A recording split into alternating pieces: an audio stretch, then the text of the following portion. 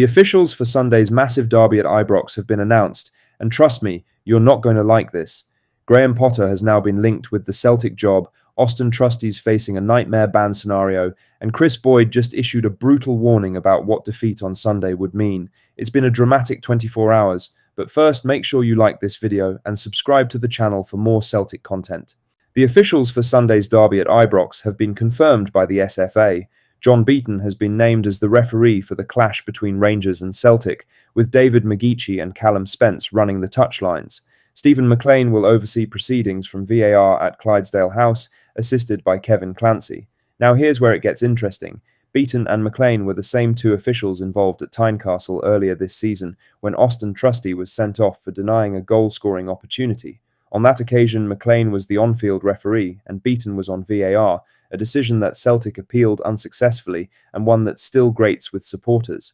The VAR audio of the exchange for that call was released on Friday on the VAR Review Show. Given the stakes surrounding this derby, with the title race delicately poised and tensions already high following recent officiating controversies, the optics of these appointments were always going to be scrutinised. Whether the focus remains on the football or once again shifts to refereeing decisions will depend on how the afternoon unfolds. But even before a ball is kicked at Ibrox, this is an appointment that will have fans talking for sure. Hopefully, after the game, there will be no mention of the officials. Now for the main story, as an international manager has been linked to the job in the Celtic dugout. The Hoops brought back Martin O'Neill for the second time this season when they called it quits with Wilfried Nancy in January. The Irish manager was brought in to see out the season with Celtic after he brought the Hoops level with Hearts before departing in December. He lost his first league game at the weekend, working in near impossible conditions with a massive rift between the fans and boardroom. Celtic will look to make a few appointments in the summer. As well as boardroom changes, a new manager will be brought in. There have been a few names linked to the job over the past few weeks, but now a new name has emerged. Former Brighton and Chelsea manager Graham Potter has been mentioned. Pete O'Rourke has reported that he's an outsider, but is an option for Celtic. The journalist also reports that there are many other clubs keeping an eye on Potter. Potter is currently the Sweden manager and is looking to take them to the World Cup for the first time in 8 years. They face Ukraine in March in the semi-final of qualification, before facing Poland or Albania in the final. His contract with the country only covers until the end of the qualifying group, but could be extended until after the finals, according to The Guardian. So, if Sweden doesn't make it to America this summer, there could be some movement in the potential search once April rolls around. There will likely be other managers linked to the post. Roberto Martinez has been mentioned, while Chris Sutton would like to see the club make a move for Jens Bertel Asko. In other news, Celtic will learn the outcome of Austin Trusty's red card appeal later today, with the Scottish Football Association confirming the case has been fast-tracked to Tuesday. Based on previous timelines, a decision is expected later in the evening, but the stakes could hardly be higher for Celtic. If the appeal is rejected, Trusty faces a nightmare run of suspensions at a critical stage of the season.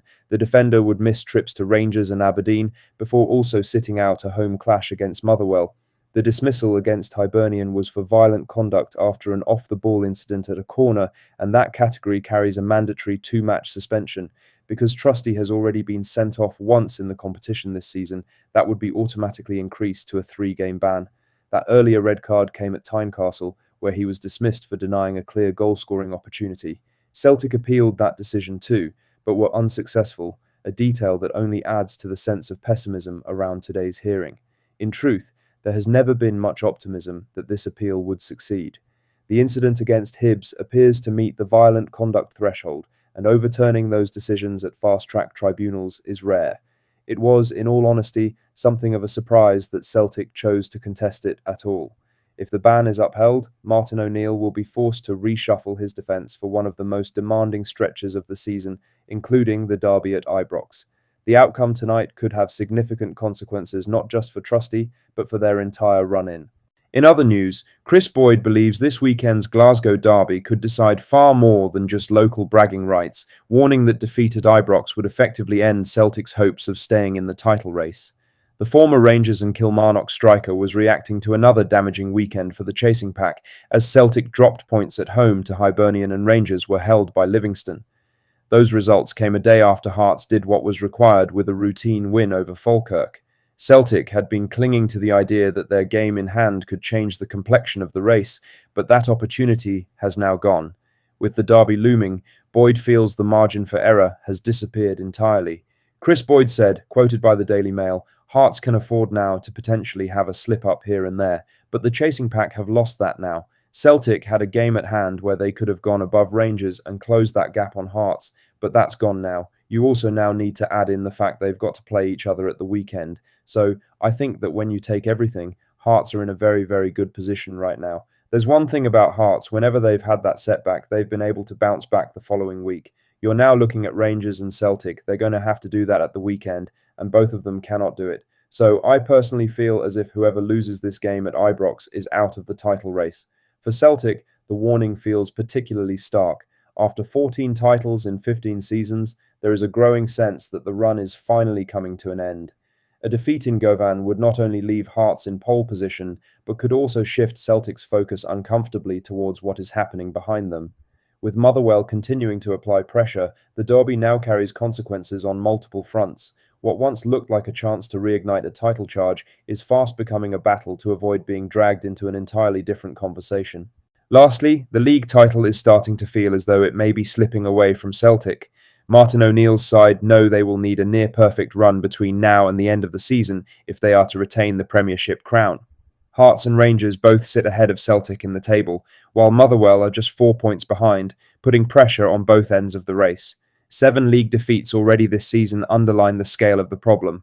That is not form usually associated with champions, particularly when Motherwell, who have played the same number of matches, have lost just 3 times. Celtic have 6 league fixtures remaining before the split, including a postponed match against Aberdeen that still has to be squeezed into an already punishing schedule. It all begins on Sunday with a trip to Ibrox to face Rangers in the third league derby of the season, coming just days after the second leg of the Europa League tie against VfB Stuttgart. That is followed by a midweek journey north on March 4th to take on Aberdeen, as Celtic finally play the rearranged fixture postponed earlier in the campaign. The following weekend brings another trip to Ibrox, this time for a Scottish Cup meeting with Rangers, adding further intensity to an already relentless run. Domestic league action then resumes with Celtic hosting Motherwell at Parkhead on March 14th. Given Motherwell's form this season, it shapes up as one of the most demanding home games Celtic have faced. Before the international break, Celtic travel to Tayside to face Dundee United on March 22nd. Once club football resumes, Celtic are back on the road again, returning to Tayside to play Dundee on April 4th, although that match could yet be moved for television. The final game before the split sees Celtic host St Mirren at Parkhead. The fixture on Flag Day required a late Callum McGregor strike to secure a narrow 1-0 win. With pressure mounting from all sides, this run of fixtures will define Celtic's season. That's all the latest Celtic news for today. Make sure to hit that like button, subscribe if you haven't already, and drop a comment below with your thoughts. I'll see you in the next one. Hail, hail.